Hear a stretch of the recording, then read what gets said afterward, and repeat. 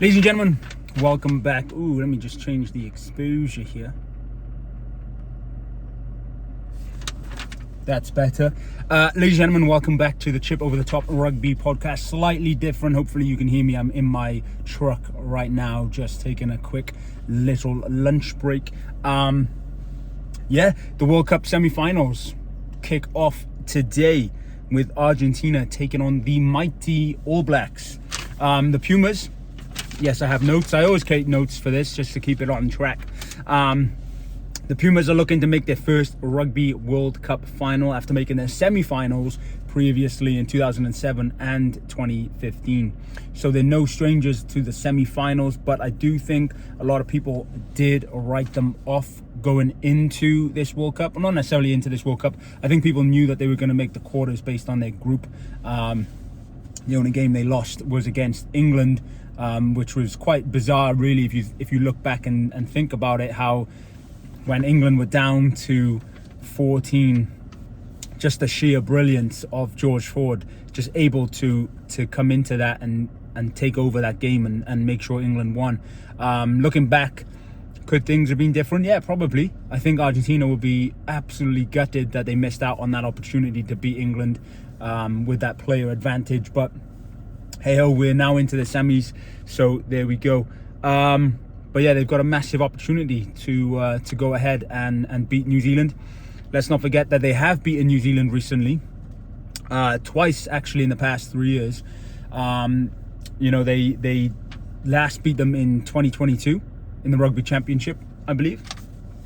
So the lineups, pardon my throat. The lineups for Argentina, starting with the forwards, we have Gallo, Montoya as captain, Gomez Cadella at the tight head position, Petty, Lavanani, Gonzalez and Kremer and Issa make up the back row, and then Bertrano Carreras, another Carreras on the wing, Choco Barras getting back into the squad after going off against Wales early on, Cinti, and then obviously Emilio Buffelli. He's got a big game today. Hopefully there's going to be lots of kicking for goals for him. And then Malia making up the final spot at fullback. On their bench, we have Krivi, Sclavi, Bello, Alemano, Bruni, Bazan Velez, Sanchez, and Morani. That's going to be a big bench needed to come on in the later stages of the game, I'm sure. And then for the New Zealand squad, starting with the front row, we have De Groot, Taylor, Lomax, Whitelock, Scott Barrett, Frizzell, Kane, and Salvea making up the back row.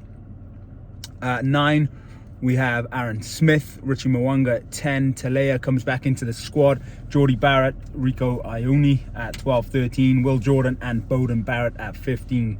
It is a star-studded New Zealand squad right there. And then the replacements, Takaheo, Williams, Nowell, Ratalik, Papaili, Christie, McKenzie, and Leonard Brown. It's going to be an epic game that kicks off in about 2 hours from now. So I just wanted to get this video uploaded, hence why I'm not using my microphone. I'm just getting this done quick. And plus, I'm also charging my phone at the same time. And then in the other semi-final, we have a repeat of the 2019 World Cup final between England, the only Northern Hemisphere team remaining, and South Africa, who obviously went on to win in 2019. Now, personally, I would absolutely love it if a Northern Hemisphere side won the World Cup for a change. It's been a while. But we were on for history in the making with the whole Northern Hemisphere semi-final, but that was not to be. As a Welshman, though, I particularly don't want England to win. We would never hear the end of it. Obviously, yes, it would be great for Welsh Northern Hemisphere rugby, but we wouldn't hear the end of it, and it just pissed me off. So I'm being honest, as I'm sure many other YouTubers are right now. And whoever was the pundit that said everybody in the Northern Hemisphere, Wales, Scotland and Ireland need to back England is absolutely lost their plot. Why would we? As a proud nation, yeah, great for the Northern Hemisphere team to win, but not England. Anybody but England. Let's be real. So yeah, I think I'm back in South Africa here to go all the way after beating England tomorrow. You heard it here first, ladies and gentlemen. No, I'm just kidding. I don't know if that's going to be the case. But anyway, England squad, they've gone with Joe Marler, Jamie George, Dan Cole, very experienced front row pack there. Maro Itoje, Martin, Laws, Curry and Earl, who is outstanding in the quarters at 8. So fingers crossed he has a repeat performance. In the backs, Alex Mitchell, Owen Farrell at 10, Elliot Daly 11, Tuolagi and Marchant make up the centre partnership. Johnny May back on the wing, and Freddie Stewart back in the 15. Interestingly enough, no Marcus Smith, probably took a battering, to be fair. Not entirely sure why he's not in the squad. Replacements, Dan, Genge and Sinclair, Ollie Chesham, Billy Vunipola coming off the bench, and then the back replacements, Danny Kerr, George Ford and Ollie Lawrence. South Africa unchanged from the quarterfinal against against France, to apologize. They have gone, it's just insane. They've gone, interestingly, with a 5-3 split in the backs again, replacements. So